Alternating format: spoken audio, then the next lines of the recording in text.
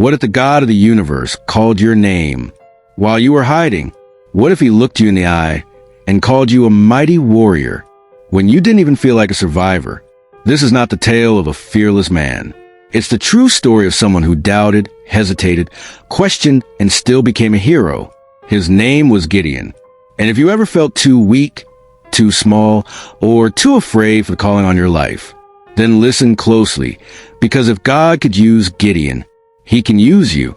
The book of Judges paints a grim picture. Israel was under attack, not for a day, not for a season, but for 7 years straight.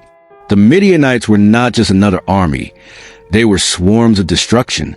Whenever Israel planted crops, the Midianites and their allies swept in like locusts, stealing food, destroying fields, killing livestock.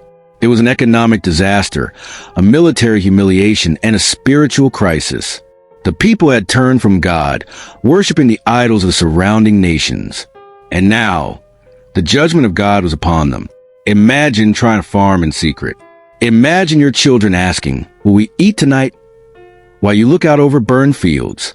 In their desperation, Israel finally cried out to the Lord, and God responded, first, with a prophet reminding them of his deliverance from Egypt and of their disobedience. Then, with a plan to raise up an unlikely deliverer. Meet Gideon. He wasn't sharpening swords or rallying soldiers. He was threshing wheat in a wine press, an underground pit, just to hide his harvest from the Midianites. That's where the angel of the Lord found him.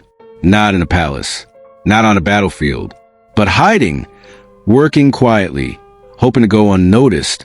And then the angel's words pierced the silence.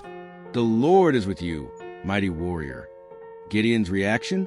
Confusion, skepticism, a touch of sarcasm. "Pardon me, my Lord," he said, "but if the Lord is with us, why has all this happened? Where are all his wonders that our ancestors told us about? The Lord has abandoned us into the hand of Midian." Gideon wasn't just afraid. He was disillusioned. And yet, God looked past his doubts and gave him an assignment. Go in the strength you have and save Israel out of Midian's hand. Am I not sending you? Notice this. God didn't say, "Go when you feel strong." He said, "Go in the strength you have." But Gideon had one more objection. "My clan is the weakest and I am the least in my family." Perfect. Exactly the kind of person God can use. "I will be with you," God promised, "and you will strike down all the Midianites, leaving none alive." Before Gideon could face Midian, he had to face his own backyard. God told him to tear down his father's altar to Baal and cut down the Asherah pole beside it. This was dangerous, not just spiritually, but socially. These idols were part of the community's life. Destroying them could mean death. So Gideon obeyed, but at night. Some might call it cowardice, but God called it obedience. The next morning, the townspeople were furious. They demanded Gideon's death. But his father, Joash, stood up for him. If Baal really is a god, he can defend himself. And just like that, Gideon's reputation began to shift, from hiding farmer to local disruptor. God had called. Gideon had obeyed once. But the next step was bigger, leading Israel's army against the Midianites. Gideon's heart wavered. He needed confirmation. "If you will save Israel by my hand, as you have promised, look, I will place a wool fleece on the threshing floor. If there is dew only on the fleece, and all the ground is dry, then I will know." Morning came, and the fleece was soaked, the ground dry. Still, he asked again. This time, fleece dry, ground wet. God answered both times. Not because Gideon's faith was perfect, but because Gideon kept returning to God. Gideon gathered 32,000 men to face the Midianites. Still outnumbered, but at least they had numbers. Then God said, "Too many." First, he told Gideon to send home anyone who was afraid. 22,000 left.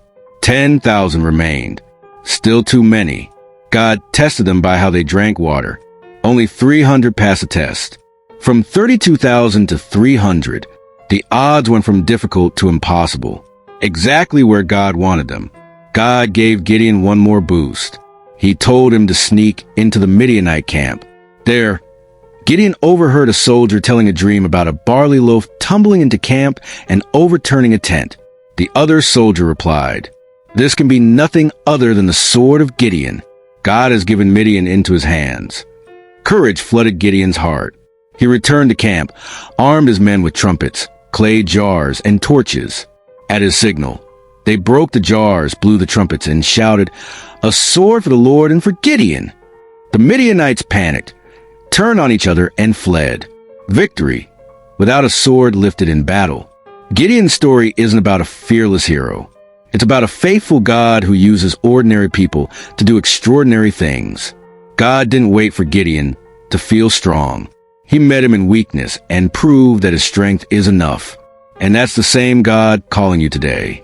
Where you see weakness, he sees a warrior. Where you see fear, he sees faith in the making. You might be in your own winepress, hiding, doubting, wondering if God can use you. But the Lord is saying, go in the strength you have. Am I not sending you? Tear down the idols in your life. Obey, even if you're afraid. Trust, even when the odds are impossible. And watch him turn your fear into faith, your weakness into a weapon, your life into a testimony. Type in the comments, I will answer the call. Subscribe to Elroy Network for more life-changing stories of God's power. And remember, the Lord is with you, mighty warrior.